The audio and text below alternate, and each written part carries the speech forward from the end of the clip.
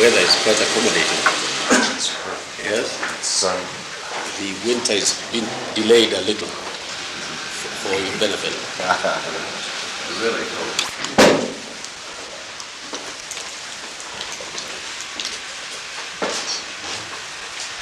President, may I present? Examination. Pleasure to see you, sir. Good morning. Morning. Seated.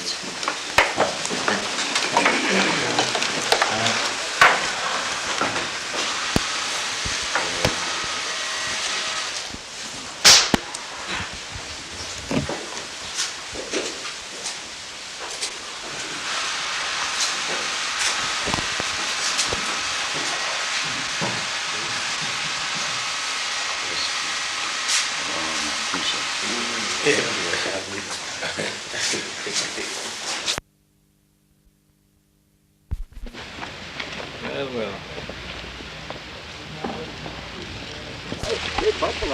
45 acres. At least. They were disputing how many they were. Yes. But his wife checked. Yes. That's right. Very unusual in the Nairobi park. We saw everything there was to see. But this has been a good visit.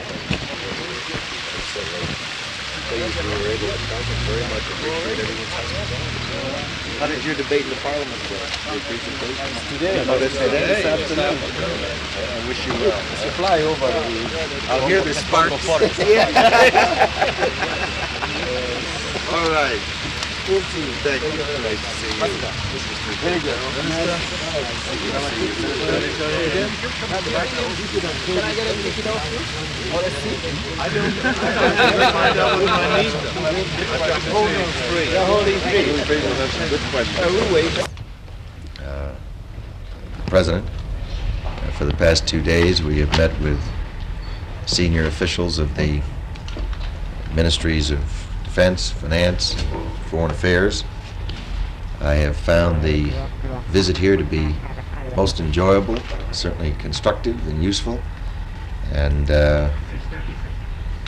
although they've covered other subjects as well. This, I am told, is the first visit by an incumbent Secretary of Defense of the United States to Africa.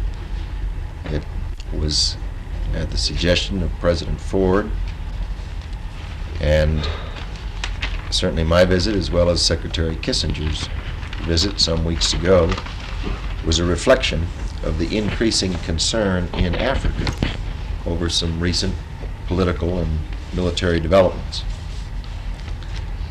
Certainly shaping economic, political, and security policies successfully is not an easy task, given the conditions in our world.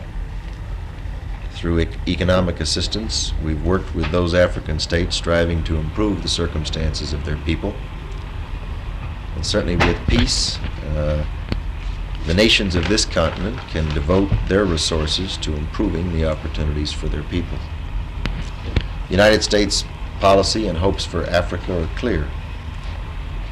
We believe in freedom, in individual liberty, for others as well as for ourselves. We believe in self-determination for others as well as ourselves.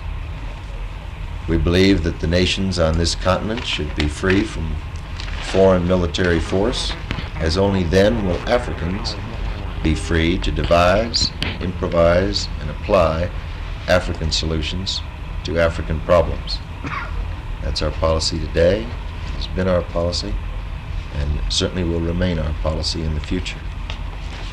There are, of course, those in today's world who do not share our views. Many individual liberty. Some do not believe in self-determination for others. A few seem determined to implant their views on others by force and thereby extend their influence to the detriment of freedom and self-determination. During my talks with government leaders here, I emphasized that the United States is dedicated to the principle that Africans should determine the destiny of Africa. The nations and the people of this continent should be free to decide their own destinies. That we desire peace, self-determination, prosperity here in Kenya, to be sure, and in other African nations. We look forward to working with President Kenyatta and like-minded leaders with whom we share these fundamental hopes for the people of this continent. I'd be happy to respond to questions. Mr. Secretary, can you be specific about the concerns that the United States has as far as military buildups in surrounding countries around Kenya, specifically Uganda and Somalia? I really think that that particular subject is a subject for the officials of the Kenyan government to discuss, except I certainly would say that we did discuss the defense requirements with the ministers of the government, and are sensitive to their awareness of the circumstances in some neighboring countries. Mr. Secretary, it's been reported that at a recent NATO meeting it was noted by NATO that there's been a radical shift in the strategic situation in favor of the Soviet Union in Africa. Could I ask you, is this in fact accurate? And if it is accurate, could you elaborate on it?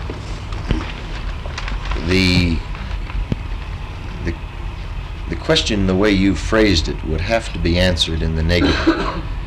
That is to say that what has taken place in the world is not a radical shift at all, but rather there has been a steady, sustained, prolonged growth on the part of the Soviet Union in terms of their level of effort in the military area, in terms of the specific military hardware and equipment that they have been producing, and also in terms of their institutional capability to produce additional weapons. It is not something that has occurred abruptly or in a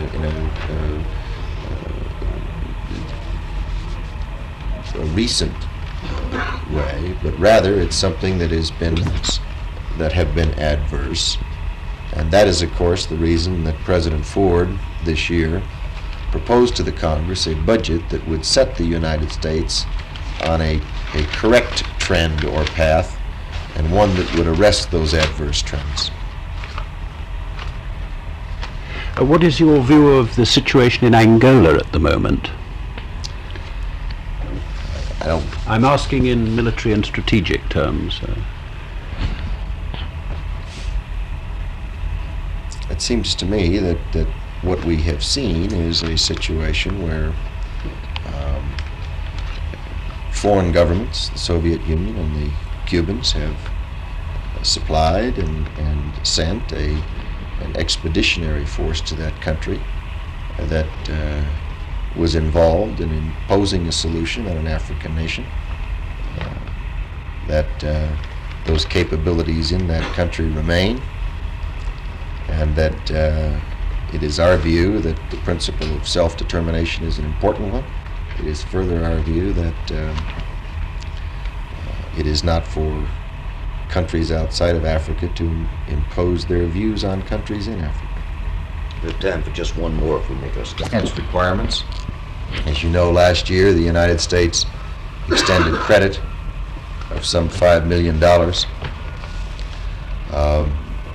Any changes or any future credit, of course, under our laws and procedures is a matter for consideration by our Congress. There have been no agreements signed or agreed to with respect to any military equipment at this point.